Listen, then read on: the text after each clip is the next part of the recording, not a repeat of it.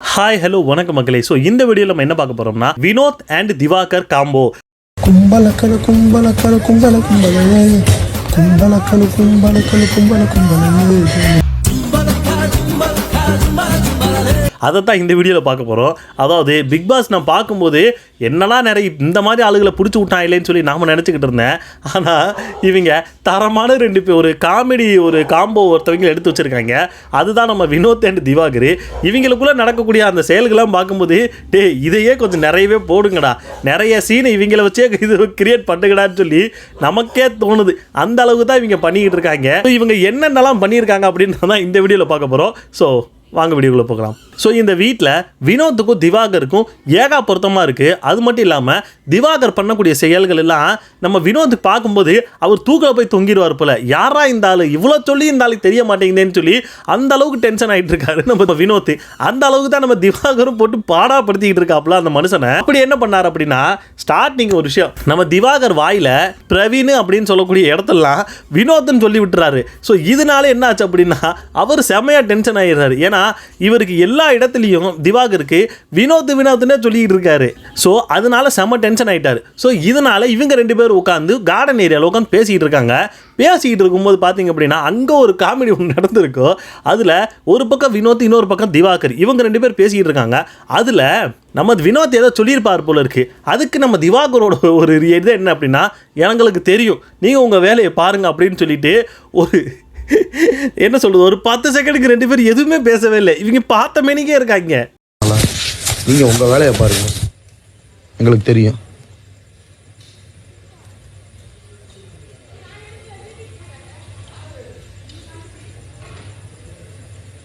அதை பார்க்கும்போது ஏதாவது பேசுங்கயா, என்னைய பார்த்த மேனிக்கு இருக்கீங்க, லவ்வர்ஸ் பார்த்துக்கிட்டு இருக்கிற மாதிரி பார்த்துக்கிட்டு இருக்காங்க. அதை நம்ம பார்க்கும்போது லிட்டரலாக நம்ம பார்க்கும்போது கண்டிப்பாக சிரிப்பு வந்துடும். அந்த அளவுக்கு ஒரு காமெடி கண்டென்ட்டாக பண்ணிக்கிட்டு இருந்தாங்க. நீங்க உங்க வேலையை பாருங்க, எங்களுக்கு தெரியும். இதுக்கப்புறம் இதை சமாளிக்க முடியாத நம்ம வினோத் இவங்க வேறு என்ன டாப்பிக்கை போனாங்க அப்படின்னா, இங்கே ஒரு நைட்டில் கொரட்டை விட்டுக்கிட்டு இருந்தேன், எழுப்பி விட்டுக்கிட்டே இருப்பேன், நீ எத்தனை தடவை கொரட்டை விட்டாலும் எழுப்பி விட்டுக்கிட்டே இருப்பேன்னு சொல்லி வினோத் டென்ஷன் ஆகிட்டாப்புல. இங்கிட்ட இருந்து திவாகர் அப்படி தாண்டா நான் கொரட்டை விடுவேன்னு சொல்லி இவரும் பேசிக்கிட்டு இருக்காரு. என்னடா இவங்க காப்போ வேற லெவலில் போயிட்டு இருக்கு அப்படின்ட்டு.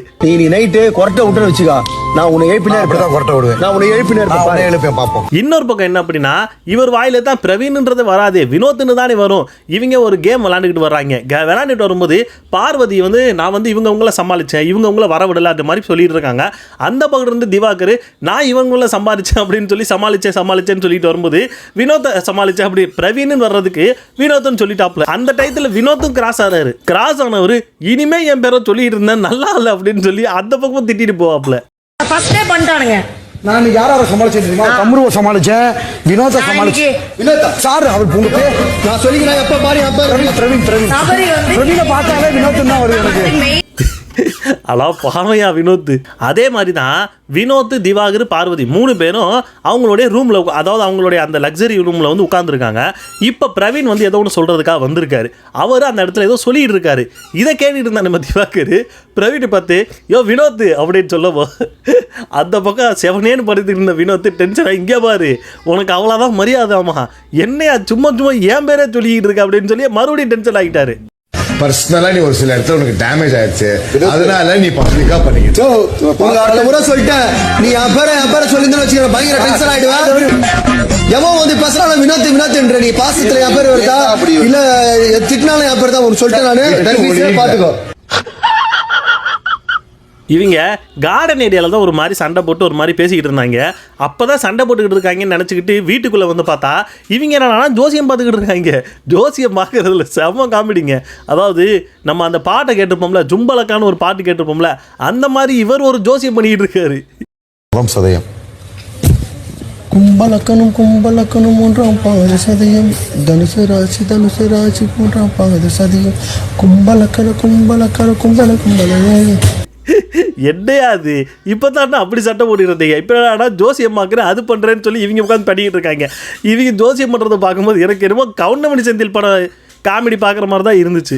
இதே மாதிரி இன்னொரு விஷயம் என்ன நடந்துச்சுன்னா, நம்ம வினோத் வந்து ஏதோ ஒன்று பேசிக்கிட்டு இருக்காருங்க. அதாவது நான் தப்பாக பண்ணால் மக்கள் என்னை பார்த்துக்கிட்டோம் அந்த மாதிரி சொல்லிட்டு இருக்காரு. நம்ம திவாகர் தான் அந்த இடத்துல, நம்ம திவாகர் ஏதாவது ஒரு பிரச்சனை நடந்தால் அதில் அந்த இடத்துல நம்மளோட ப்ரெசன்ஸ் இருக்கணும்னு நினச்சிக்கிட்டு இருப்பாரு திவாகர். ஸோ அதைத்தான் இதுங்கேயுமே வந்து என்னதான் இருந்தாலும் நீ அந்த அவருடைய பேரை வந்து சொல்லியிருக்க கூடாது அப்படின்னு வினோத் யார் பேரை சொல்றேன்னு நினைக்கிற, எஃப்ஜே பேர். யோ இங்கே என்ன நடந்துக்கிட்டு இருக்குன்னு உனக்கு தெரியுமா, சும்மா எதையாவது வந்து சொல்லியிருக்காதேன்ட்டு அந்த இடத்துலையுமே வினோத்தை டென்ஷன் ஆக்கி விட்டுருப்பாரு திவாகர். நான் தப்பா பேசினா மக்கள் பாக்குறேன் மச்சி, நான் தப்பா பேசினா மக்கள் பாத்துக்கிறாங்க. என்ன இருந்தாலும் அவர் பேரை பாயிண்ட் பண்ணி சொல்லக்கூடாது. யார் பேரை? விஜய் பேரா? நான் அவருக்கு சொல்லுவேன் சம்பந்தமே இல்லாம என்னையா இருந்தாலும் என்ன மேட்ச் என்ன நடக்குது சார்.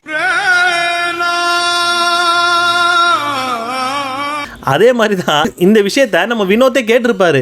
ஏயா எல்லா இடத்துக்கு போனாலும் வினோத்துன்னு சொல்லிட்டு இருக்கியே, எப்பயாவது நாமினேஷனுக்கு போய் பிரவீன் பேரையோ இல்லை வேற எவனா பேரை சொல்றேன்னு சொல்லிட்டு மறுபடியும் என் பேரை சொல்லிட்டு வந்திருக்க மாட்டேன்னு என்னையா நிச்சயம், இனிமேல் என் பேரை சொன்ன மரியாதை கெட்டு போயிடும் அப்படின்ட்டு இந்த இடத்துலயுமே போட்டு கத்துன்னு கத்திருப்பாரு.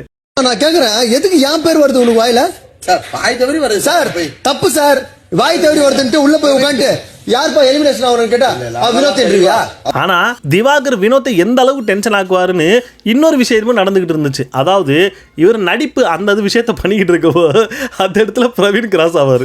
பிரவீன் கிராஸ் ஆனோட இவர் பிரவீனை பார்த்து யோ வினோத் அப்படின்னு சொல்லுவோம். அங்கேருந்து டே அவன் பிரவீன்யா, ஆனா ஆமாடா பிரவீன் வினோத்துன்னு மறுபடியும் வந்துருச்சு. நல்ல வேலை அந்த இடத்துல வினோத் இல்லைன்னா இன்னைக்கு ஒரு ரத்த கலரி ஆயிருக்கும். இப்ப இங்க நடிச்சுக்கிட்டு இருக்கேன் பாரு. அத சொல்லு, நடந்ததை பத்தி சொல்லு. இவரு வினோத் வந்து சீரியஸா பாத்துக்கிட்டு இருக்காரு. என்ன வினோத்? காலையில 16 வயது நிலை பிரவீன் இப்போதான் தெரியுது பாவம்யா வினோத். இன்னொரு ஃபன் என்ன அப்படின்னா, நம்ம வினோத் வந்து ஆப்பிள் எடுத்து ஃப்ரிட்ஜில் வச்சுருந்துருப்பார் போல். அந்த ஆப்பிளை காணோம் அப்படின்ற மாதிரி பேசிக்கிட்டு, அதாவது சொல்லிக்கிட்டே வருவார், எப்பா இந்த மாதிரி ஃப்ரிட்ஜில் நான் ஆப்பிள் வச்சேன் காணோம் அப்படின்னு சொல்லிட்டு வரும்போது நம்மளுடைய திவாகரோட அதனோட ரியாக்ஷனை பார்க்கணுமே. சாப்பிட்டுக்கிட்டு இருந்தவர் டக்குன்னு எந்திரிச்சு ஆஹா நம்ம தானே தின்னோம், என்னடா இவங்க கண்டுபிடிச்சிட்டாயிலோ அப்படின்னு நினச்சிக்கிட்டு இருப்பார். இப்போ ஒவ்வொருத்தவராக கேட்டுக்கிட்டு வரும்போது நம்ம எஃப்ஜே சொல்கிறாரு, ரம்யா ஜோக்கு வந்து காய்ச்சலுங்க அதனால் ஒன்று சாப்பிட்டாங்க, இன்னொன்று வந்து இந்த இவர் சாப்பிட்டாரு அப்படின்னு சொல்லி பேர் சொல்லியிருக்க மாட்டார், இந்த இவர் சாப்பிட்டாரு அப்படின்ட்டு கையை காட்டிட்டு போயிடுவார். இதுக்கு நம்ம வினோத்தோட ரியாக்ஷன் என்னவா இருக்குன்னு கேட்குறீங்க? சத்தியமும் சொல்கிறேன், இதை மறுபடியும் ரிப்பீட்டட் மோடில் தான் நான் போட்டு பார்த்துக்கிட்டு இருந்தேன். வா யாருக்கு தப்பா நினைக்காதீங்க, 2 ஆப்பிள் ஃப்ரிட்ஜில் வச்சேன். ரம்யாவுக்கு உடம்பு முடியலன்னு ரம்யா கொண்டு எடுத்து கொடுத்துட்டாங்கண்ணா. இன்னொரு ஒரு ஆப்பிள் நான் என்னுடைய 2 ஆப்பிள் சரி பொறுமையா சாப்பிடணும் எடுத்து வச்சேன். அதுதான் ஒரு ஆப்பிள் உங்க டீம்ல நிறைய எடுத்தாங்க. பரவாயில்ல சாப்பிட்டா பரவாயில்ல. இன்னொன்னு காலையில இவங்க எடுத்திருக்காங்க.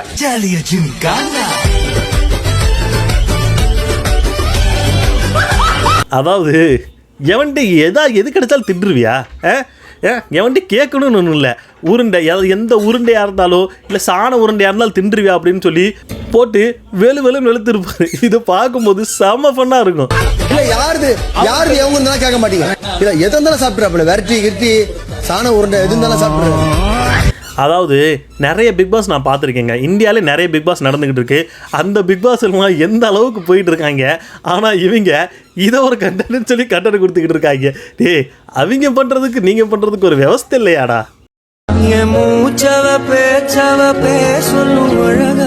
எனக்குள்ள கல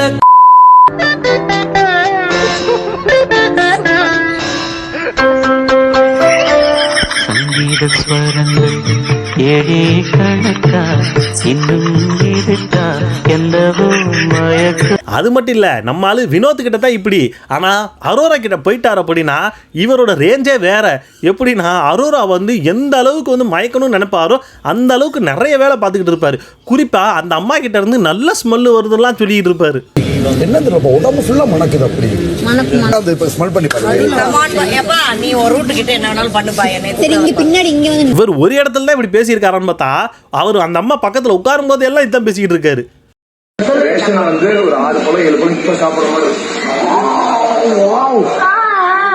எப்படி எப்ப பார்த்தாலும் மேல நல்லா ஸ்மெல் அடிச்சுட்டே இருக்கு. கார்டன்ல இந்த ஒரு பிரச்சனை வந்துச்சு பாத்தீங்களா, அந்த இடத்துல இவங்க 2 பேருக்கு சண்டை வர்றதுக்கு முன்னாடி அந்த இடத்துல வியானா உட்காந்துருப்பாங்க. வியானா உட்காந்து இருக்கும்போது இவங்க 2 பேர் சண்டை ஸ்டார்ட் பண்ணிடோட அந்த அம்மா டே வேணாம் இவங்க 2 பேருக்குள்ள இருந்தா நம்ம தான் கிறுக்கு ஆயிடுவோன்ட்டு அந்த அம்மா அது பாட்டுக்கு எந்திரிச்சு ஓடி போயிருக்கும். ஏன்னா அத்தாவளாவது என்கிட்ட சண்டிக்கு வராரு இந்த ஹலோ, இது நீங்க சொல்லாதீங்க, நீங்க உங்க வேலையை பாருங்க. உங்க சண்டைக்கு வந்து அந்த பொண்ணு ஆளா அந்த அளவுக்கு பயமுறுத்தி வச்சிருக்கீங்க வீட்டில் இருக்கிறவங்கள. வினோத்தை தான் நம்ம திவாகர் இந்த அளவுக்கு பாடாப்படுத்துறாருன்னா திவாகரையுமே வினோத் பாடாப்படுத்தி வச்சிருக்காரு. அதாவது வினோத் வந்து திவாகர் அங்கே உட்காந்துருக்கும் போது டே நான் ஜட்டியை காயப்பட்டிருக்கேன் எடுத்துட்டு ஓடிடாதன்ற லெவலுக்கு பேசியிருக்காரு. இதை கேட்டு அந்த ஆள் புலம்பிக்கிட்டு இருக்காரு திவாகர். கேட்டுட்டு பேசுறா ஏன்டா அப்படி சார் திவாகர் சார் ஜட்டி வச்சிருக்கேன் ஜட்டி எதுவும் எடுத்துறாதீங்கண்ணா. வினோத்தமே ஓவர் தான். அதாவது இவங்க ஒரு பக்கம் சண்டை போடுற மாதிரி சண்டை போட்டுக்கிட்டு இருக்காங்க, மறுபடியும் சேர்ந்துடுறாங்க. ராத்திரி ஆனால் பேய் மாதிரி உட்காந்து ஜோசியம் பார்த்துக்கிட்டு இருக்காங்க. எங்கடா போறீங்க? நான் என்ன சொல்கிறேன்னா, பிக் பாஸில் இந்த கண்ட கர்மாந்திரத்தெல்லாம் காட்டுறதை விட்டுட்டு இவங்களோட காம்போவை காட்டுங்கடா. அதையாச்சும் பார்த்து நம்ம கொஞ்சம் சிரிச்சுக்கலாம். எனக்கு தெரிஞ்சு இந்த காம்போ கண்டினியூவாக போகும் அப்படின்னா இவங்க 2 பேரையாச்சும் உள்ள வைங்கடா. பார்த்தா நாங்கள் கொஞ்சமாவது சிரிச்சுக்கிறோம் அப்படின்னு தான் தோணுது. ஸோ இந்த வீடியோ எப்படி இருந்துச்சு, இவங்களோட காம்போ எப்படி இருக்குது அப்படின்னு சொல்லி கமெண்ட் செக்ஷனில் கமெண்ட் பண்ணுங்கள். ஸோ அதுக்கு முன்னாடி நம்மளுடைய சேனல் நல்லா இருந்துச்சு, இந்த வீடியோ உங்களுக்கு பிடிச்சிருந்துச்சு அப்படின்னா சப்ஸ்கிரைப் பண்ணி பாருங்கள். அப்படியே நம்ம சேனலை கண்டினியூவாக பாருங்கள். நீங்கள் பார்த்துக்கிட்டு இருக்கும்போது கமெண்ட் பண்ணும்போது, அதாவது கமெண்ட் பாக்ஸை ஸ்விப் பண்ணிங்கன்னா ஹைப்புன்னு வரும், அதையும் ஒன்று தட்டி விடுங்க. அப்போ தான் நம்மளுடைய வீடியோ வந்து நிறைய பேருக்கு வந்து சஜஷன் ஆகும். ஸோ அடுத்த வீடியோவில் பார்ப்போம். Ta-ta bye bye.